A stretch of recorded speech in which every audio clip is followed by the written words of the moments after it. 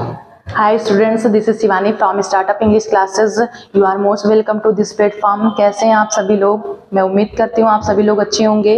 तो चलिए आज के सेशन में हम जो देखने वाले हैं वो है हमारा मस्ट। मस्ट का यूज क्या होता है? जिन वाक्यों के अंत में चाहिए शब्द आए, जिन वाक्यों के अंत में चाहिए शब्द आए और वाक्य के बीच में अवश्य या जरूर शब्द आए और वाक्य से कार्य को करने की अनिवार्यता या बाध्यता प्रकट हो, वहाँ मस्ट का यूज होता है। जिन वाक्यों के अंत में चाहिए शब्द आए, चाहिए शब्द हमारा शुड में भी आता है, लेकिन मस्ट में क्या होगा? जिन वाक्यों के अंत में चाहिए शब्द आए और वाक्य के बीच में अवश्य या जरूर शब्द, यानी ये भी दिखना चाहिए बीच में अवश्य जरूर शब्द आए और वाक्य से कार्य को करने की अनिवार्यता प्रकट हो या बाध्यता प्रकट हो, वहां मस्ट का यूज होता है।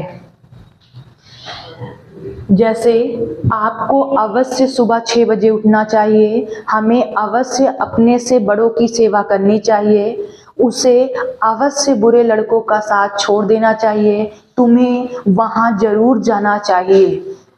देखिए शुड और मस्ट जो है वो मिलते जुलते हैं, लेकिन डिफरेंस क्या है दोनों के बीच में? अगर चाहिए शब्द अकेले आ रहा है, सेंटेंस के बीच में अवश्य जरूर शब्द नहीं दिखाई दे रहा है, तो सेंटेंस शुड का है।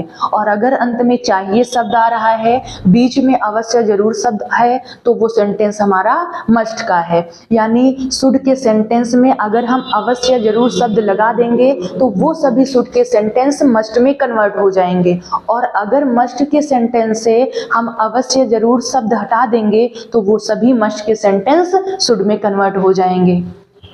जैसे आपको अवश्य सत्य स्वीकार करना चाहिए, अवश्य या जरूर शब्द प्लस चाहिए, आपको सत्य स्वीकार करना ही चाहिए। कार्य को करने की अनिवार्यता या बाध्यता प्रकट हो, इस सेंटेंस में अवश्य जरूर शब्द नहीं आया है, लेकिन ही शब्द जो आया है ये प्रकट कर रहा है कि कार्य को करने की अनिवार्यता बताई जा रही है। आपको सत्य स्वीकार करना ही चाहिए, यानी कार्य को करने की अनिवार्यता प्रकट हो रही है।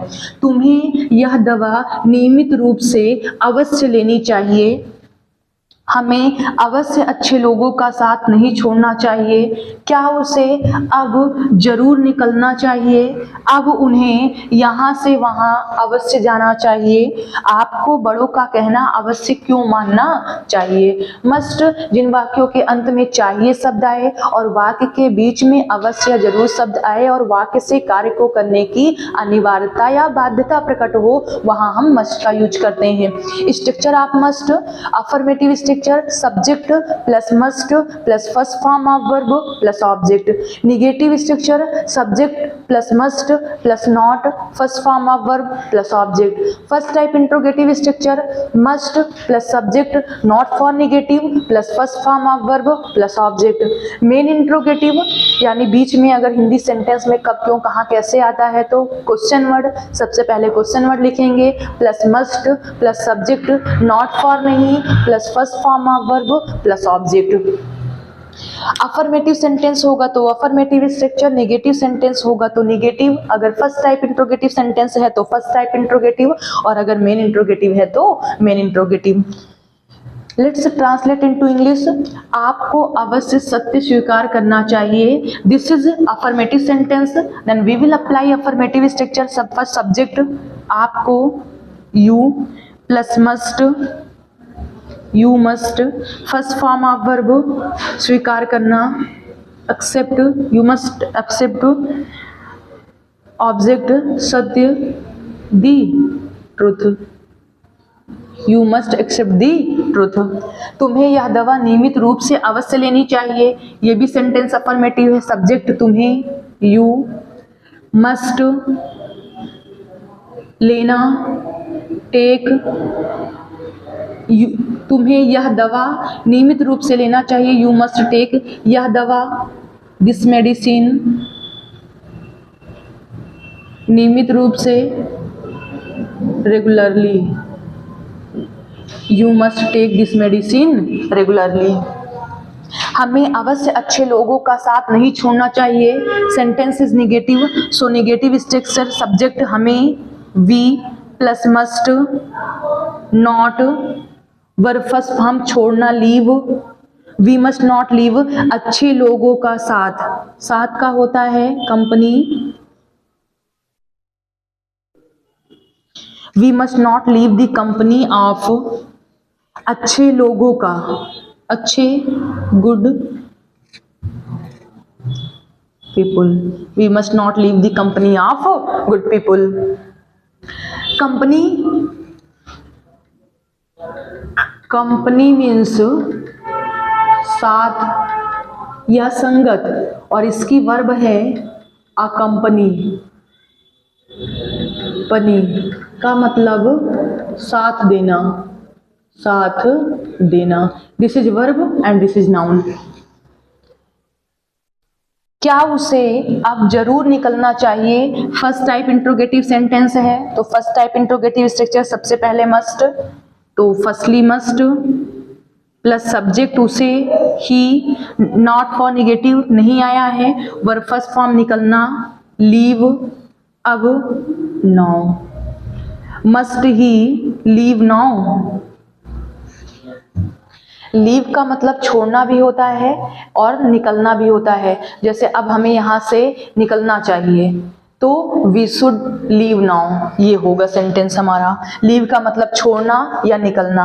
आपको बड़ों का कहना अवश्य क्यों मानना चाहिए, क्यों main interrogative, first question word क्यों, why plus must, why must plus subject आपको, यू, नॉट फॉर निगेटिव नहीं है, वर्ब फर्स्ट फॉर्म मानना, ओबे बात मानना या किसी की आज्ञा का पालन करना या कहना मानना, ओबे बड़ों का, ओबे दी एल्डर्स।